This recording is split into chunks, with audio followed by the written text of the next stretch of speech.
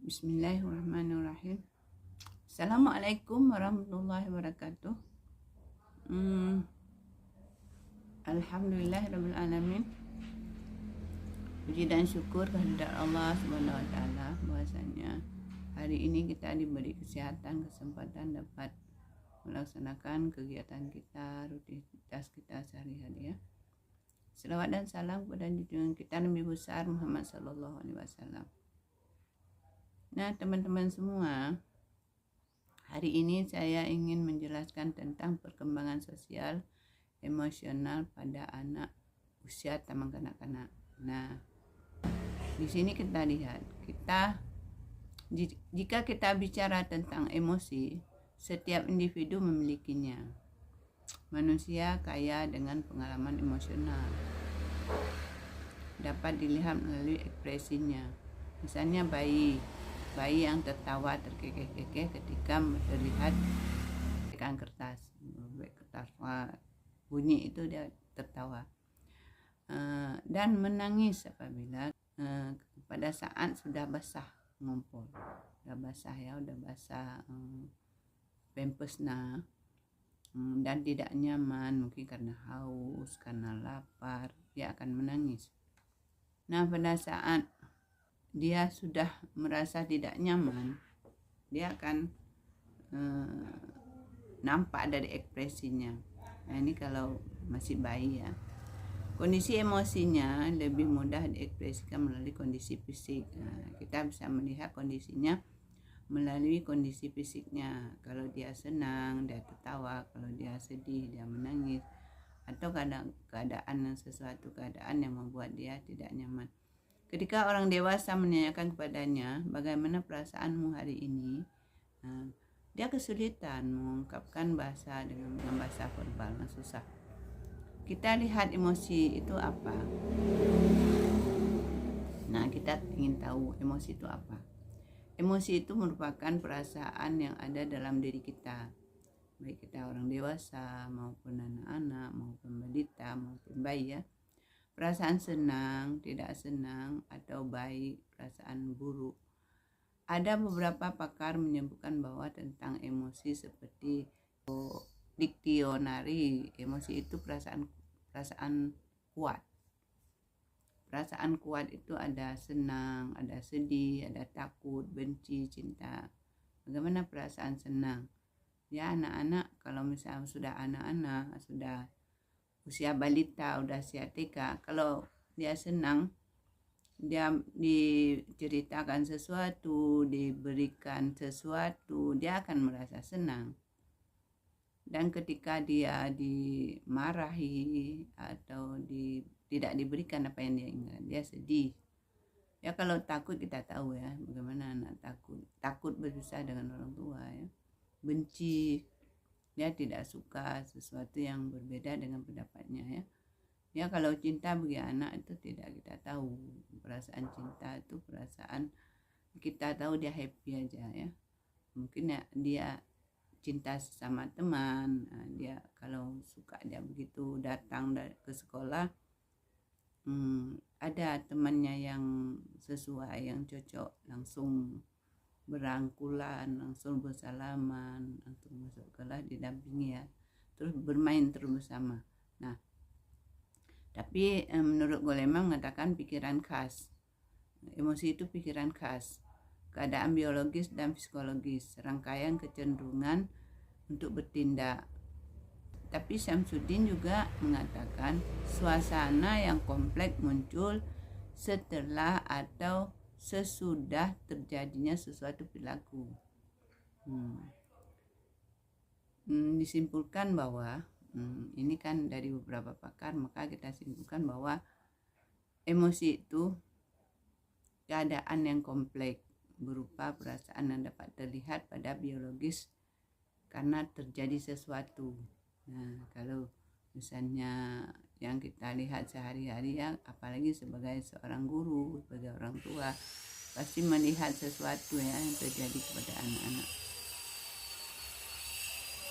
Nah, bila kita bahas tentang peran emosi di sini untuk mengetahui bagaimana emosi anak itu di TK.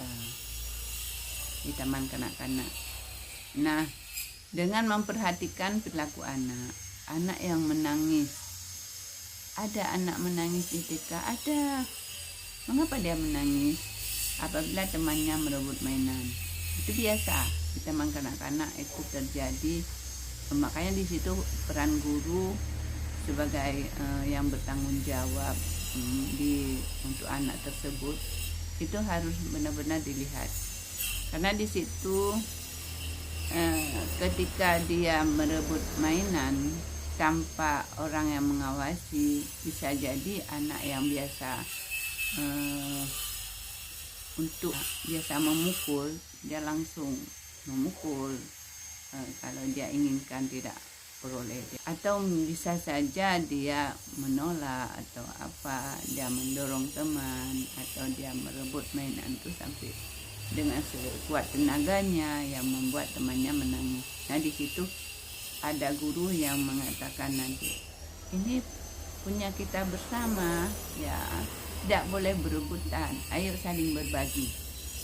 Nah, di situ kita bisa mengajarkan anak untuk mengendalikan emosinya, untuk dapat berbagi. Jadi dia ingat, oh kalau di sekolah atau di mana, supaya kita terapkan bahwa dia mau berbagi dengan teman. Jadi tidak saling berebut. Nah, kalau memang kamu menginginkan mainan ini karena mainan terbatas, nanti bergantian ya. Nah, jadi anak-anak yang sudah mengambilnya tidak perlu diperebutkan. Nah, jadi gurunya yang nanti yang menjelaskan. Atau marah ya, marah dengan cara memukul ya, atau dengan cara menjerit, ibu, ada juga. Itu macam-macam yang terjadi. Anak sudah dapat mengekspresikan emosinya, merupakan bentuk komunikasi. Nah, itulah bentuk komunikasi anak-anak ketika emosinya sudah itu dengan marah, dengan tertawa, dengan menangis, dengan apa ya. Emosi berperan dalam bentuk kepribadian anak dan menyesuaikan diri dengan lingkungan sosial anak. Dia di taman kanak-kanak, tentu sekolah itu sangat berperan ya untuk membentuk kepribadian anak. Nah, teman-teman, emosi berperan dalam membentuk kepribadian anak dan menyesuaikan diri dengan lingkungan sosial anak. Lingkungan sosial anak sangat mempengaruhi perilaku anak. Bagaimana cara lingkungan memperlakukan dan sekaligus dapat membentuk kepribadian anak. Itu merupakan konsep diri anak ya. Dalam hal ini, orang-orang yang memiliki peran di lingkungan ini harus mengetahui dan memperhatikan bagaimana mereka memperhatikan mereka dengan benar dan adil. Nah, ini biasanya ya lingkungan mereka mungkin di lingkungan rumah tangga, di lingkungan rumah, di lingkungan, kalau lingkungan rumah mungkin masyarakat sekitar ya, ataupun di lingkungan sekolah. Jadi di lingkungan sekolah biasanya kan guru, dia harus memperhatikan benar-benar bagaimana anak-anak itu bermain, bagaimana dalam bergaul bersama temannya. Kita harus melihat. Sebagai contoh, bila seorang anak yang mengekspresikan ketidaknyamanannya dengan menangis, jadi lingkungan sosial akan menilainya dia anak cengeng. Kenapa dia menangis? Menangis karena ini menangis setiap hari.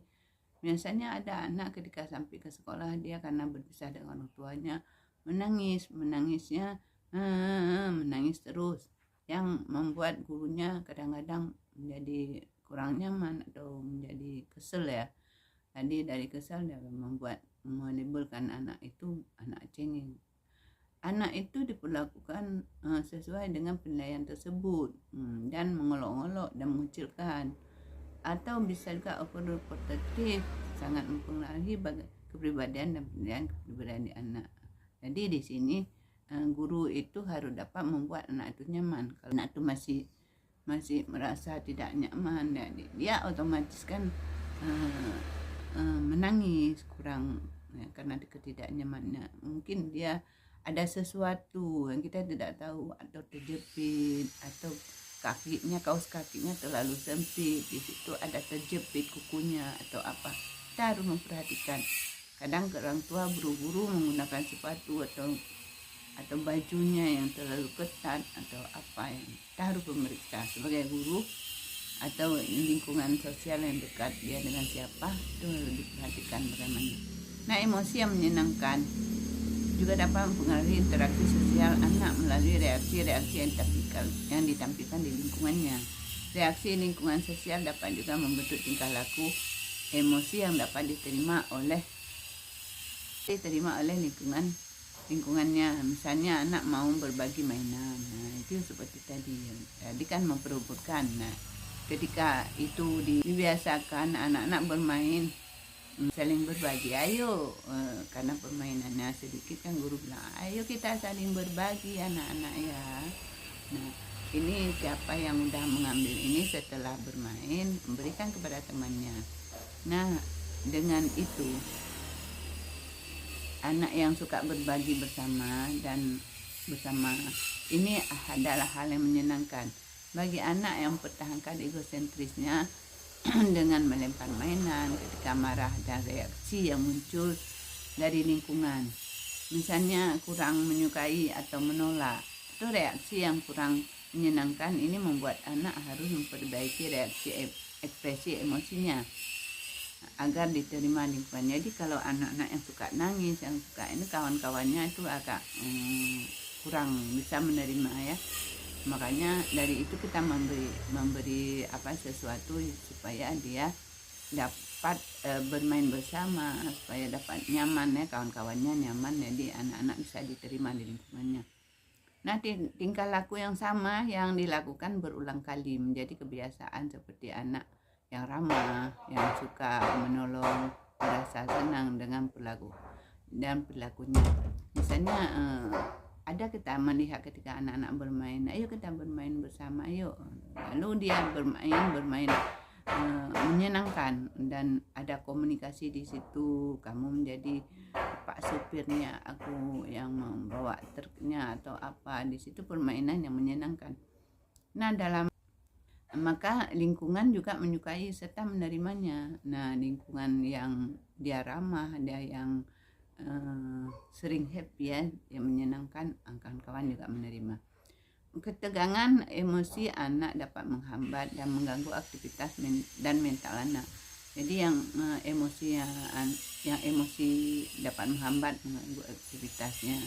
Misalnya begini, ada seorang anak mengalami stres karena dia ketakutan menghadapi situasi tertentu. Misalnya begini, ketika guru memberikan dia fingerpainting itu pasta atau sejenis pasta yang untuk membuat lukisan dengan jari tangan. Ada sesuatu hal yang membuat, karena dia takut mengotori bajunya, dimarahi nanti orang tuanya, anak ini kehilangan keberanian. Dia tidak berani untuk bermain, maka akan hilang kesempatan untuk pengembangan dirinya. Nanti kalau anak-anak bermain, ketika tangannya bergerak, itu sinap-sinap otaknya itu nyambung seperti sinap listrik. Ketika itu proses perkembangannya itu akan sangat bagus dengan bermain. Maka anak-anak di taman kanak-kanak itu diberikan semua alat permainan yang menggunakan indera mata, menggunakan tangan.